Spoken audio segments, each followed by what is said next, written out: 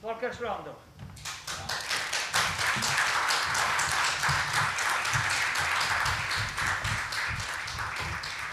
Buonasera, grazie.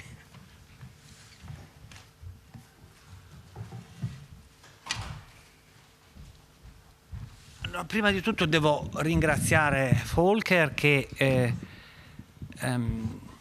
si è prestato a essere il curatore di questo omaggio a Romy Schneider con quella gentilezza. I have to thank Volker for his kindness and humanity that he has shown that belong to his character. Volker doesn't need any presentation. We are lucky to have him as a guest frequently of Cinema Ritrovato. And with my collaborators, we always say, if Volker doesn't come in, we will not do the festival. Volker is absolutely fantastic.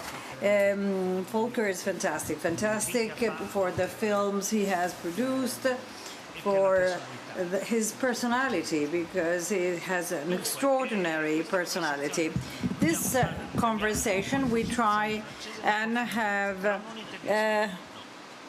this conversation in English or in French or in German.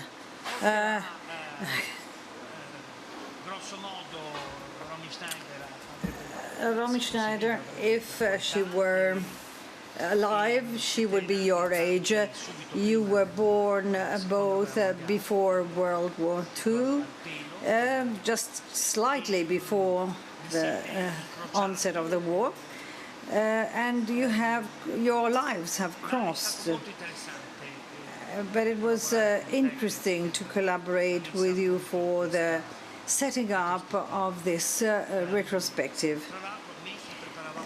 While we were preparing this retrospective, we have discovered that Cinémathèque Française is preparing a very important retrospective of the films of Romy Schneider for the coming season, and it was very funny to discover that they had picked the same image that we had chosen for the festival, and all of this without knowing it, without anyone knowing it.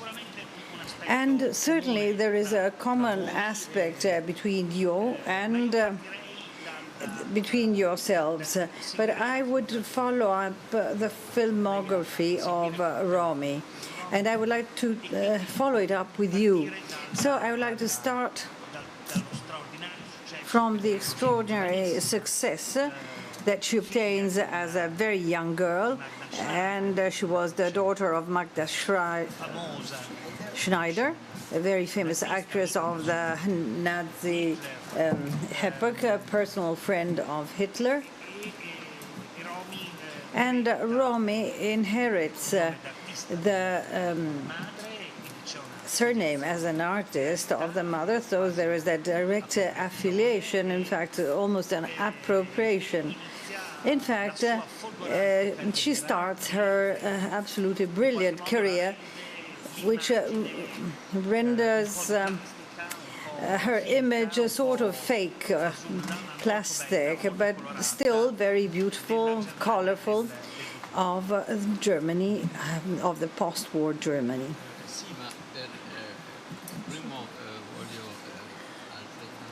First, I want to thank you for inviting me every year and for being so generous and spontaneous and non-ideological as you are. What a great luck having you here as director of this Cineteca. And often I said that I'm a child of the Cineteca or of the French Cinémathèque, where I started with Lotte Eisner, and there is a great portrait of her. You describe her. We have two testimonials here. Well, I will be glad to meet him here. So I went there every year for 2 years to see 3 films each evening. So cinema for me is always the cinema that belongs of film libraries to better understand the importance.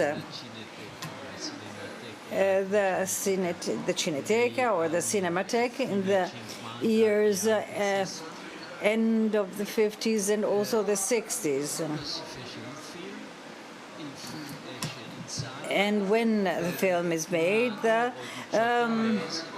film is screened in the movie theater for 6 months or 1 year for the big cities up to getting to the small cities, and then it disappears. Never a film was passed on DVD. At that time, no DVD, Blu-ray, streaming. And after exploitation of 18 months, the film disappears. And then maybe 20, 30 years later, you can find it in a film library.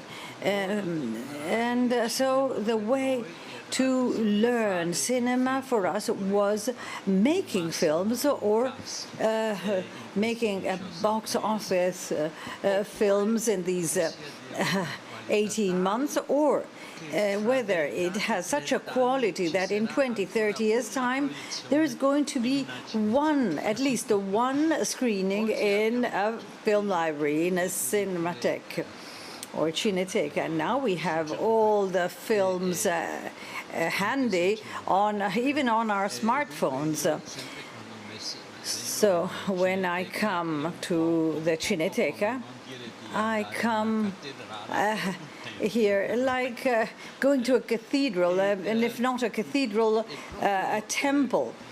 In fact, it's really specific to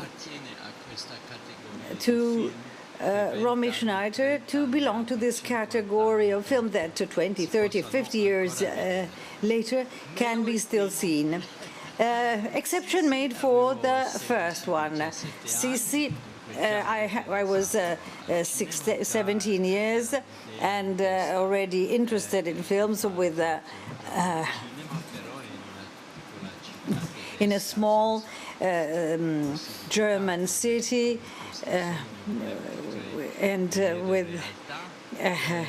I was dreaming and thought that this dream would never come true. It was at that time in the 50s, we had before the Nouvelle Vague, the Italian films and the French ones and the American films at that time that were our models at that time. And no German films, and above all, no way Sissi. Sissi was the incarnation of vulgarity, mediocre taste, the mental state of the German population after the war that was self-satisfied with a miracle, with the economic miracle.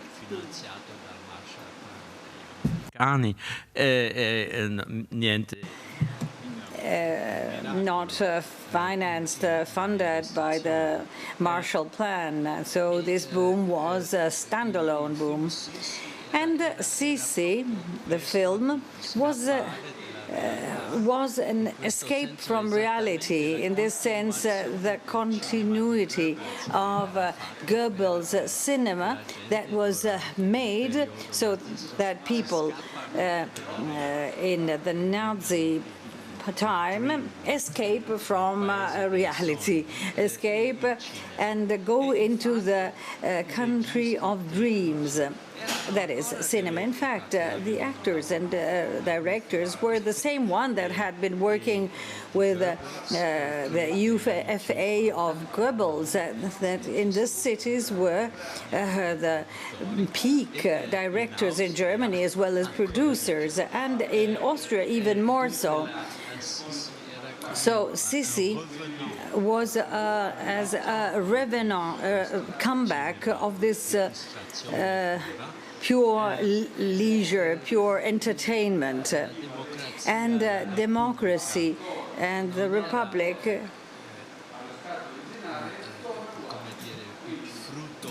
was not the result of the revolution in Germany, but was an import by the winners and the allies. As already in Weimar's time, generally the public,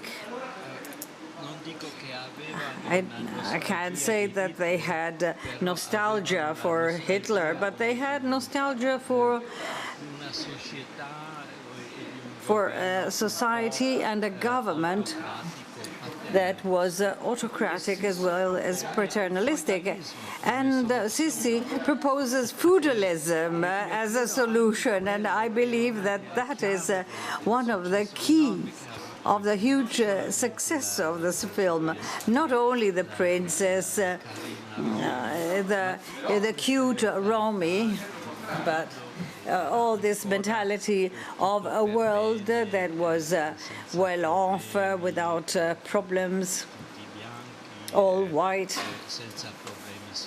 without any social clashes and problems, without workers, and certainly without proletarians. So all of this, and we young people felt this when we were seeing this film and seeing the enthusiasm of the public. And all of this, of course, was quite dubious. So poor Romy,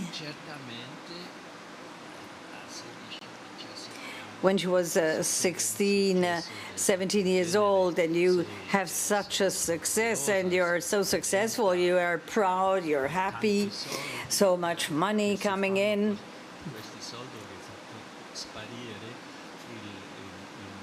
And this money disappeared in the hands of the husband of her mother. And she was a manager of Romy, and her companion was a guy who had hotels and other properties that were typical of the economic miracle. And so he was dealing with the money until one day, 30 years or 20 years after, poor Romy realized that the money had vanished. And proof and evidence of the hypocrisy of the society in which she was brought up. All her career afterwards was a rebellion against this first success of hers. But it's very difficult to beat up success, because when the public, not only in Germany but all over Europe, was in love with Sisi. In fact, there was a first one that was successful, then a second one, a third one, and a success that continued until my daughter, who is now 30, when she was 10 or 12, every Christmas wanted to see the three Sisi versions on TV, so in 2010. And in Italy, we still have this phenomenon. So you, hard to die, you know, a hard to die phenomenon. And Roman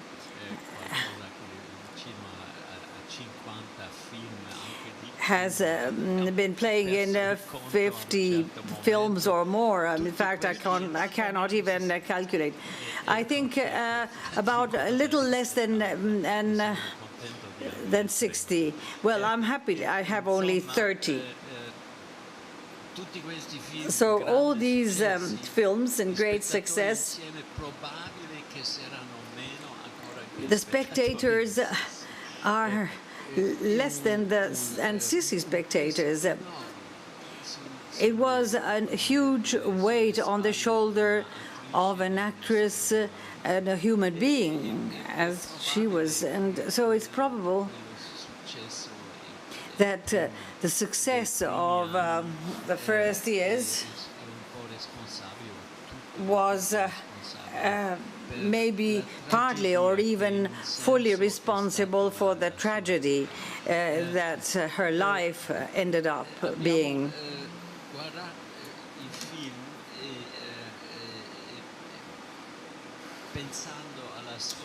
Thinking of her life, also the commercial films and not so important. Well, one could always find connection with the life of Romy. That's why we got to the definition that fiction and reality, life and cinema, for her was just one. And strangely, as she grew up in this milieu of Vienna, Austrian milieu, like the film La Pianiste with Isabelle Huppert, where the concierge talk about Mozart and arts and culture. Also, Romy maybe thought of her life and as if everything was happening like an operetta, but certainly like fiction, as if it was fiction and romantic, in the sense that life must follow the dramaturgy of a novel or theater piece. Verso 19, in seguito di Sisi ha fatto qualche film. After Sisi, she played in some ambitious film with good directors such as Koltner, with Horst Buchholz, Kolti, that wanted to be and pretended being something like the Nouvelle Vague, but it was just a pale imitation of the Nouvelle Vague. But she understood that there is another type of cinema, that there are other people that make up the movies, that is not her family clan. So to get rid of this weight of hypocrite world, as well as the guilt and society of a Nazi, a collective guilt, not individual. Well, this was for her something that induced her to leave her country and went to Paris. And the same happened to me, because I did the same. And I went when I was 16, and I went to Paris 2 months wanting to learn French, and I stayed there 10 years because I got rid and I freed myself by going there. So I can see this parallelism with her life.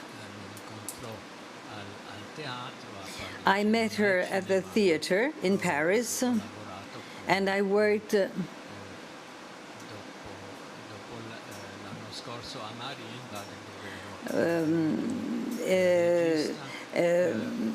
last year in Marienmarkt, and I was the director, and I met Sasha Pitoev, this strange character who looked like Nosferatu, along with Giorgio Albertazzi and Delphine Serig.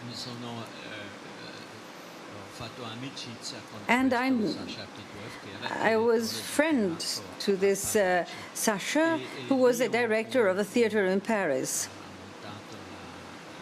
So he set up the artwork of Chekhov. The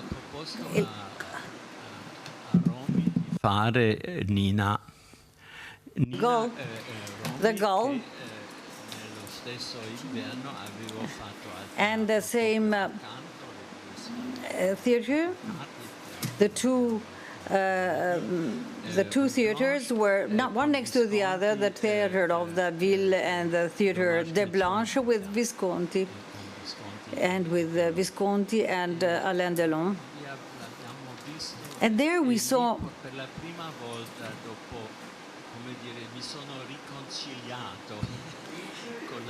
So I reconciled myself with the actress Sissi.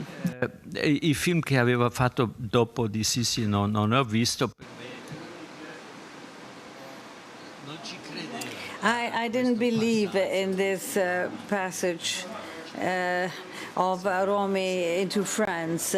I thought it was still something that belonged to advertising more than reality. But seeing her there next to Alain Delon in a mise en scène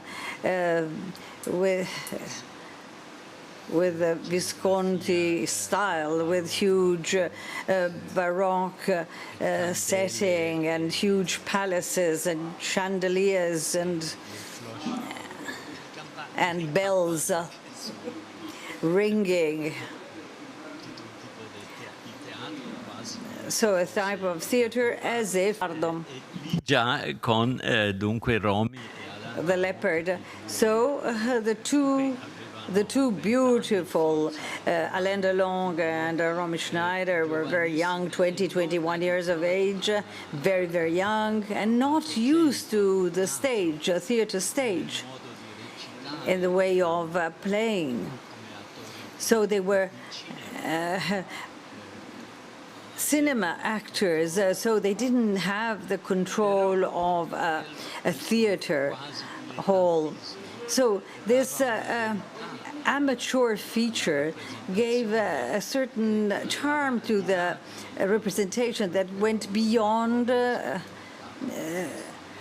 something that an experienced actor would have played and done. So Nina in The Seagull, Nina is this young girl who wants to become an actress and is an actress in the summertime in a countryside house. And Romy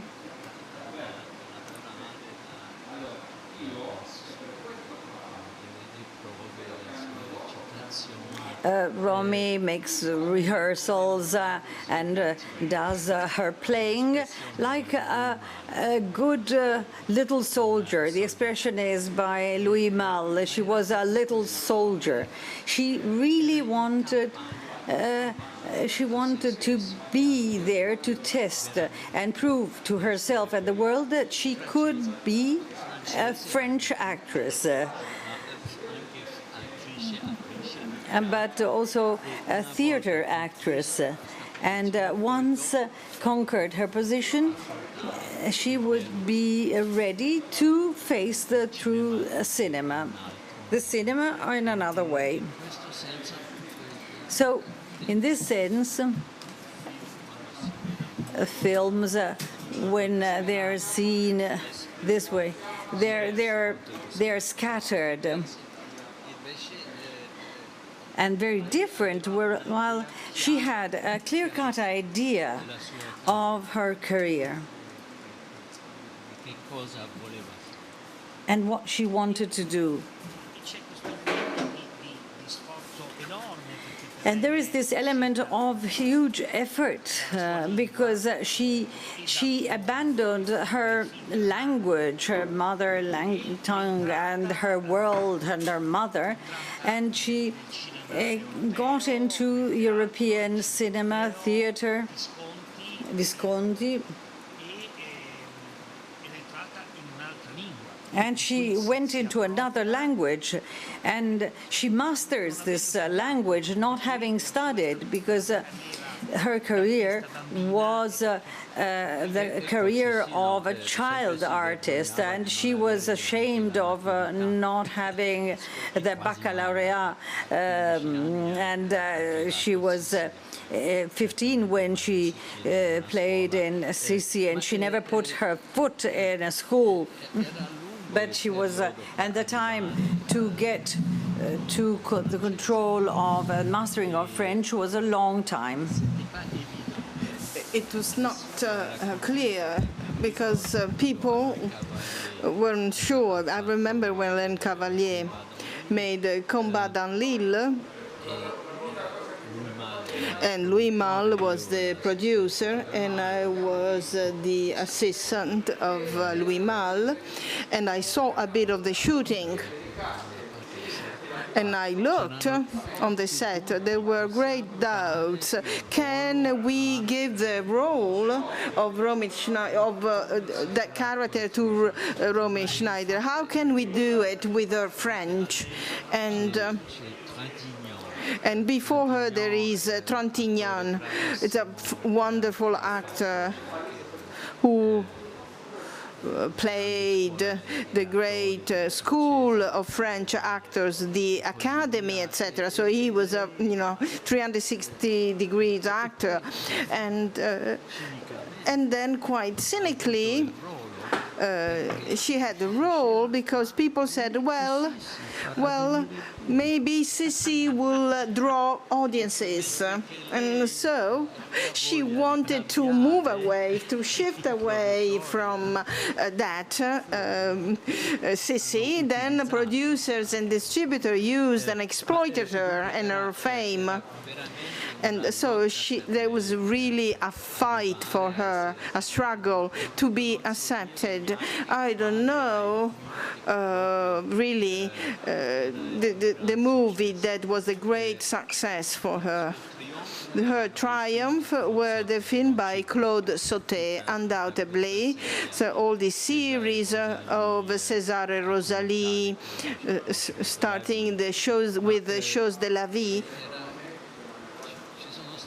And there were 10 years of uncertainty or doubt.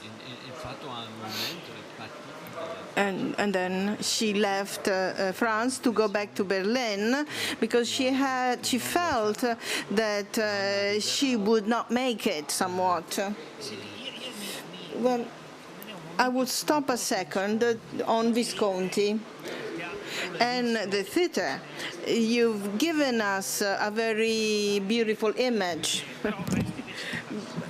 And then Boccaccio 70, the episode of the work, which is fantastically from an aesthetical point of view, and the photo we see, so this luxury.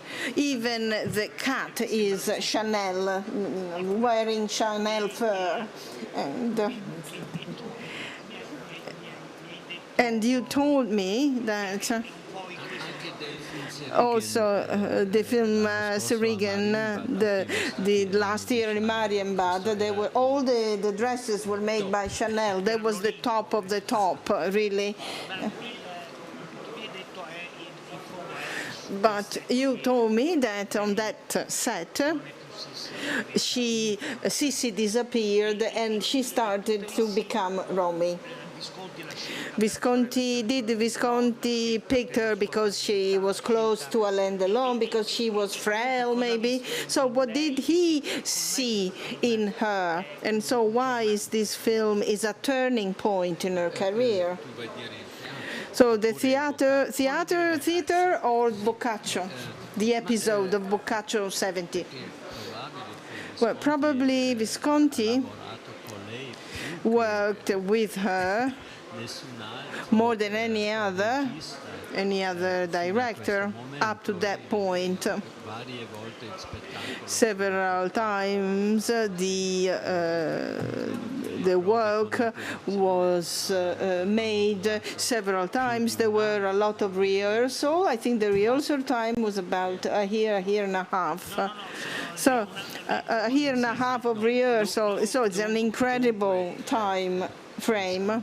So Visconti really got to know her, both the human beings and the actress.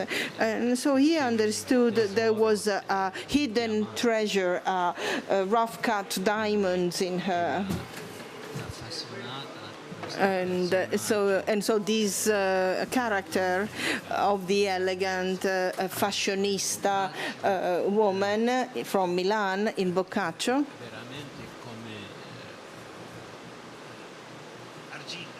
is like clay, is like putty in his hands, because Romy was not that character. Of course, she could wear beautiful clothes and as an empress in Sissi, but in life, in real life, she was beautiful, of course, but not known for the way the dress she wore or her fashion. And Visconti, as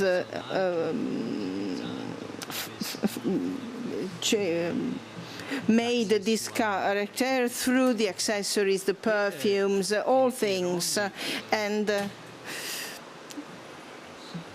like a statue, like a sculpture. He made her, and she started to really like this lifestyle, this really, and from then on she became the elegant woman that Visconti saw in her as for the first time.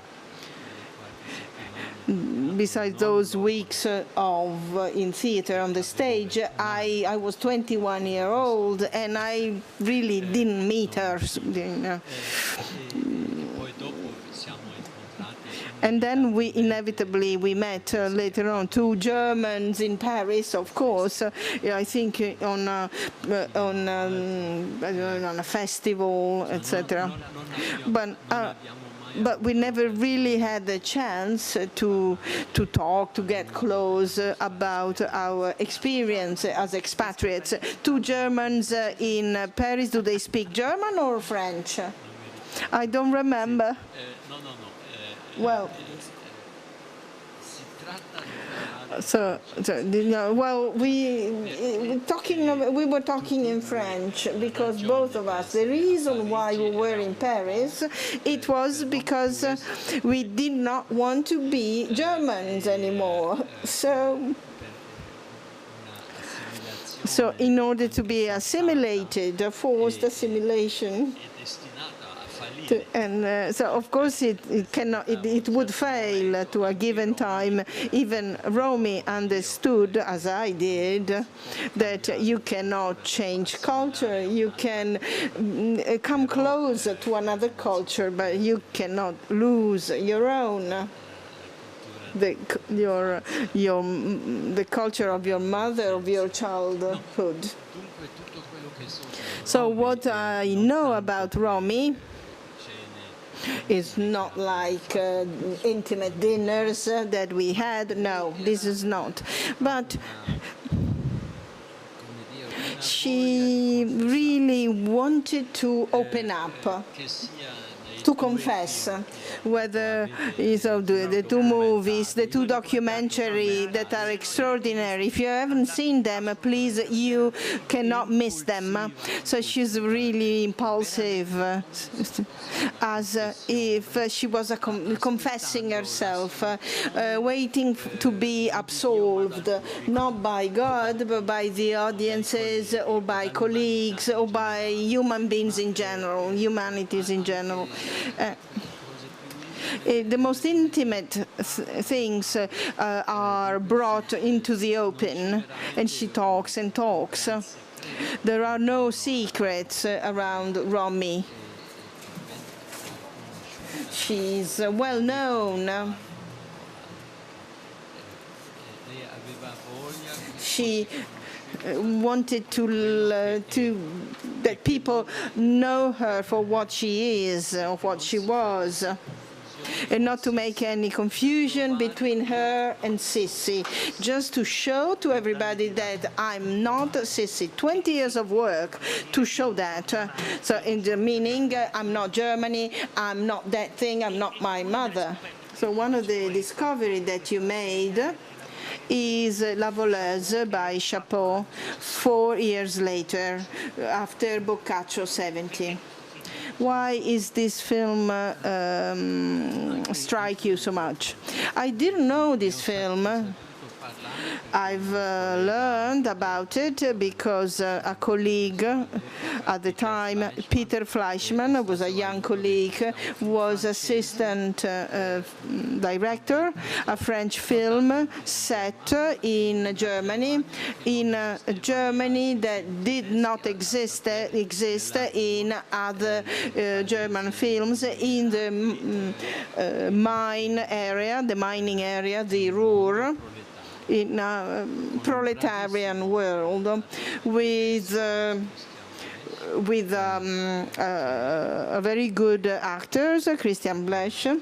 He was a stage actor with Bernard Bichi, made many films, and I hope to find back some further news about that. And this film, which is called La Voleuse, in the original is Schlöndorff 21. So that's the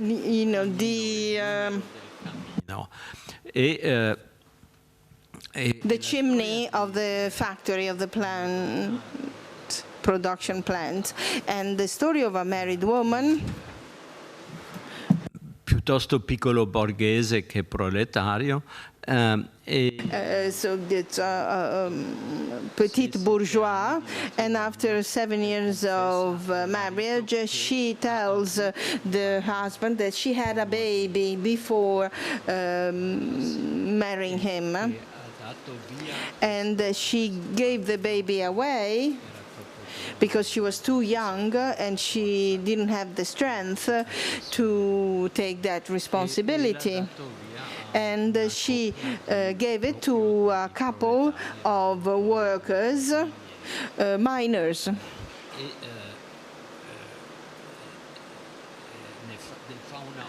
And she's obsessed by it because she needs to find back this child. And she finds back the child and starts following the child. As an Hitchcock movie, with a detective movie, shadowing the child. I don't want to tell the story, obviously, but it is fantastic because it is set in a Germany which is imaginary by a French scriptwriter and director, with the dialogues by Marguerite Duras in German and translated, of course. There's a very strange object or work.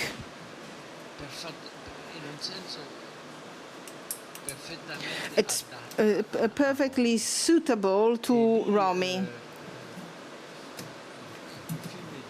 The film was shot as Nouvelle Vague.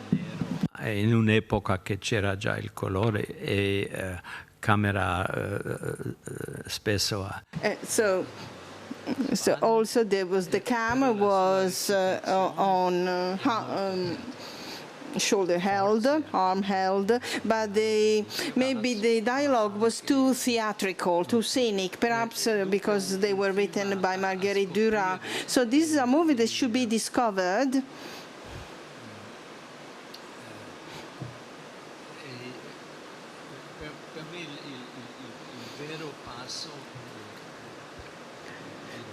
The real step forwards by ROMY to move into the French cinema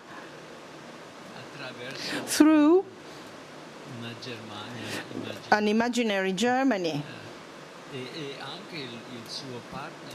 And also the other actor in the film is Michel Piccoli, for the first time together. They're very young. And 10 years later, or less than 10 years, he became his ideal partner, because there were two men in her life. The first, of course, Alain Delon, up to the end, and beyond death. And the other one on the screen, Michel Piccoli. Let's move forward. And the film we are screening tonight, La Piscine. So it's a key moment, and life and the romance meet this famous couple, these two beautiful gods and goddess, god and goddess of European cinema. So you can see the photos when they were together. That was at the beginning of the early 60s, ROMY and Alain Delon. They were the most glamorous couple of beauty, youth, and 10 years later, they find again in 68, late 60s, for the movie La Piscine, after a separation, which was very painful for her, and then she had to find at the airport in Nice. E si sente una tensione particolare. And there is a great attention, that real tension that you find between them. It's something that a film and no filmmaker can create. It's something that is there, this very strong tension and feeling. And well, she said that they were never intimate. That's what she said. But there is this great tension that enabling them and the film to be on the surface. The film is like a painting by Hockney. That would be the perfect billboard. The swimming pool painted by Hockney, and the skin of Romy Schneider is beautiful, and the skin of Alain Delon are beautiful. The eyes. The film is all about eyes, the gazes, our eyes, our gaze on them, because the camera moves, and they know that there are audiences who will look at it.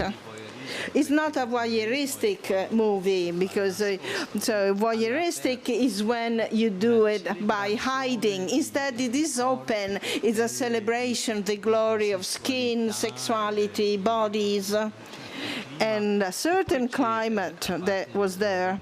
And beside them, then there is Jane Birkin, very young, Maurice René, playing a part, a role like in the other film with René Clément, Plein Soleil, and also with Alain Delon.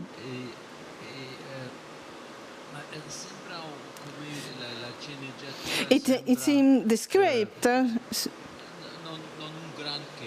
Doesn't seem so much. Two couples in a villa on vacation with a swimming pool, 3 days, not much.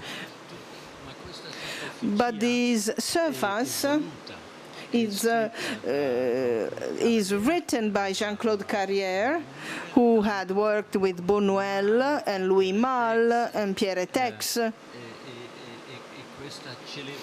And so this celebration without depth of character, without creating great personalities, provides the film with the quality of a painting, a painted work of art, like, you know, on the surface. Well, maybe you should clap your hands on this. No, the applause is for Jacques Derain. There are times, you have to talk about that. There are times when, well, Billy Wilder told me that So you make efforts the same way for every film, but sometimes it works and other times it doesn't work. So the idea is that he saw a variety show, and there were the girls that were walking up and down the stairs, then the curtain down to change the outfits and the scenes, and meanwhile a musician with a xylophone plays in front of the audiences sitting there so that people do not get bored. So then the curtain it opens up and you see a naked leg, the dancer, and everyone is clapping, etc. And the musician thinks that they're applauding and clapping him. And Billy said so. Sometimes just a dancer, a cute dancer appears in our films without us realizing it, and the film is a success, and people clap. And I wanted to say that this applause is for Jacques Deray. It was a sign of good luck. But we also have to talk about the move L'Enfer by Clouseau. One of the screenings, you will see the test that he made with ROMY. So the screen test, you do it a couple of days. He did it for 6 months for this screen test of ROMY. And they're there and we can see them. So the impression is that the filmmaker was looking for his own movie. And so then the screen test lasts for a long time, hoping that all of a sudden the leg of a dancer would appear, or there would be lightning striking him and giving him inspiration. Apparently this did not happen, so they started shooting. And even during the shooting, the taking of the film, we never knew that, but it seemed they didn't know which kind of movie they were doing. And at the end, the director had a heart attack, and that was it. And so the film was never finished, and was never even started, somewhat. And for each of us working in cinema, we have this nightmare during the screening that maybe one day we would lose the film and the next day we don't know what to do. And ROMY followed that, and she came close. She was close to Clouseau till the end. Serge Reggiani left, everyone left, but she remained with him. There's a great human quality that ROMY had, to be with the director, with him, with Clouseau, with this great filmmaker that somewhat got himself before his own collaborators and co-workers. Perhaps that could have been a great movie. We don't know. So we just have 10 minutes, and we haven't said anything about Sauté. But I wanted to ask you, considering that you directed great actors and actresses, how do you find the playing of ROMY? Because there is a feature which is, in my opinion, very interesting, that ROMY, in my opinion, she's able to play with all the actors. So she makes all the actors she works with comfortable. So you got the impression that she never wants to be in front, but she wants to play together.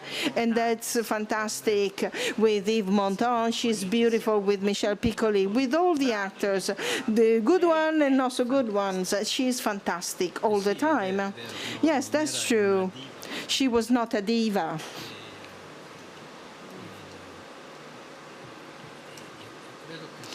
I do believe that playing with others for her was life.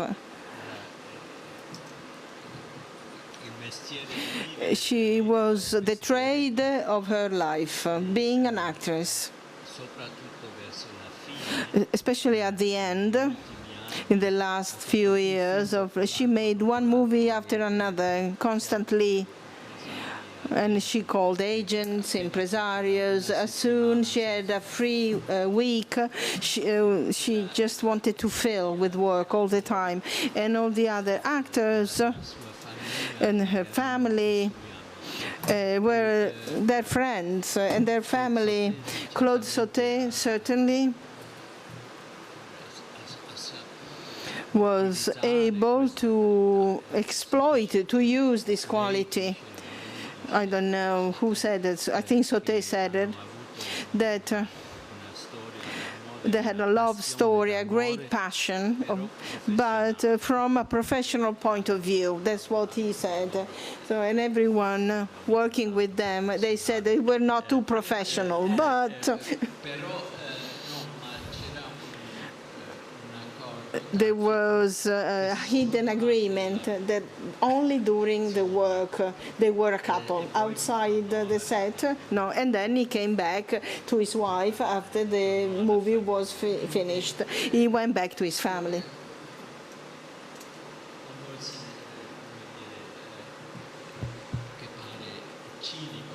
It seems cynical, but that was her way. Oh no, sorry. That was his way of directing ROMY, to be very close emotionally, and so really close with her. There was a total confidence and trust during the work between them, between the director and the actress. So she even didn't need to play, to act, because that's the secret for a great actor and actress, not to play, but to live in front of the camera.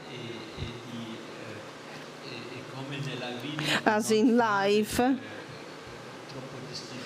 not to make much in separation between comedy and drama, as it happens in real life. There is always liveliness. I found a beautiful sentence by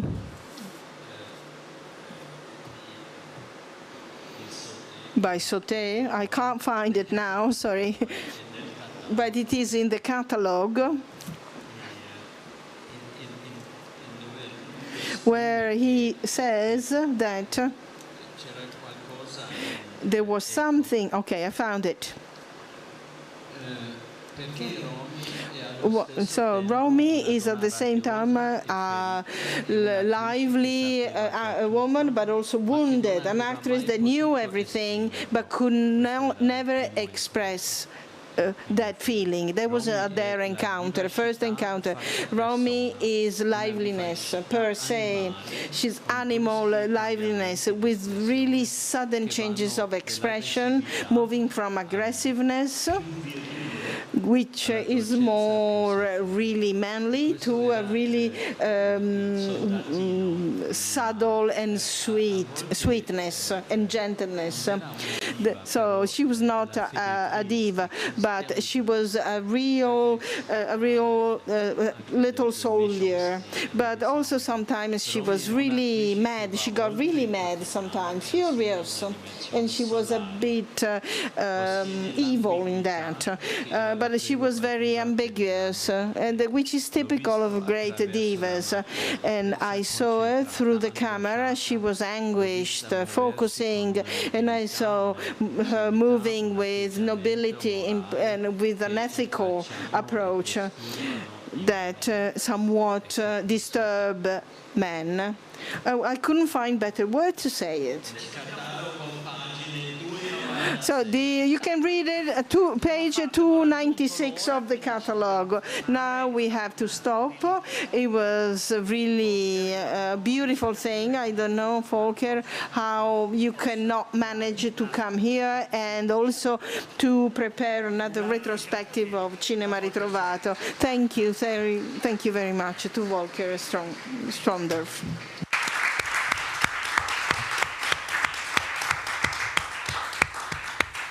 Grazie Romy per l'ispirazione. Great inspiration.